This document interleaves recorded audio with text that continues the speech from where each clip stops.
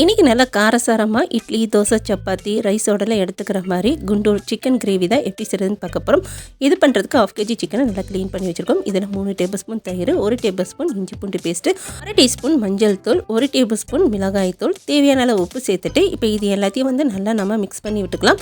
Chicken எல்லாத்தையும் நல்லா mix பண்ண பிறகு ஒரு 1/2 மணி நேரம் நல்லா ஊற விட்டுலாம். இது நல்லா ஊறட்டும்.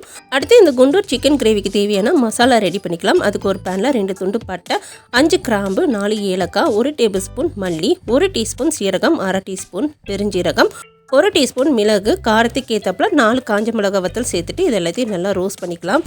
இதெல்லாம் ஓரளவுக்கு ரோஸ்ட் ஆன பிறகு இதில் 1 டேபிள் ஸ்பூன் கசகசா சேர்த்துட்டு திரும்பவும் நல்லா ரோஸ்ட் பண்ணிவிட்டு நல்லா ஆற வச்சு பவுடரை அரைச்சி வச்சுக்கலாம். அடுத்து இன்னொரு பேனில் தேவையான அளவு எண்ணெய் சேர்த்துட்டு இதில் 2 பெரிய வெங்காயம், 1 பச்சை மிளகாய், கொஞ்சமாக கருவேப்பிலை சேர்த்துட்டு இந்த வெங்காயத்தை வதக்கி விட்டுக்கலாம். வெங்காயம் நல்லா வதங்கின பிறகு இதில் ஒரு தக்காளி சேர்த்துக்க போகிறோம். இந்த குண்டூர் சிக்கன் கிரேவிக்கு தக்காளி அவசியம் சேர்க்கணும்னு சொல்லல, உங்களுக்கு விருப்பம் இருந்தால் மட்டும் சேர்த்துக்கோங்க.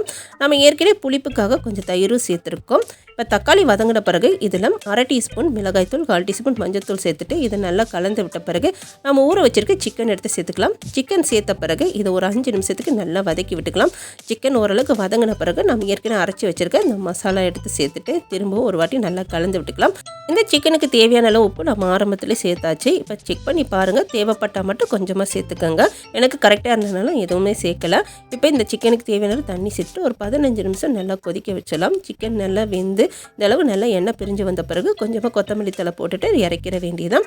இன்றைக்கி நான் சப்பாத்தி ரைஸோடு எடுத்துக்கிறனால இது கிரேவி மாதிரி செஞ்சுருக்கேன். இதையே நீங்கள் சாம்பார் சாதம், ரச சாதத்தோடு எடுத்துக்கிற மாதிரி இருந்துச்சுன்னா நல்லா ட்ரை ரோஸ்ட் பண்ணி எடுத்துக்கோங்க. அதுவுமே நல்லாயிருக்கும். கண்டிப்பாக இந்த ரெசிபியை நீங்களும் ஒரு வாட்டி ட்ரை பண்ணி பாருங்கள்.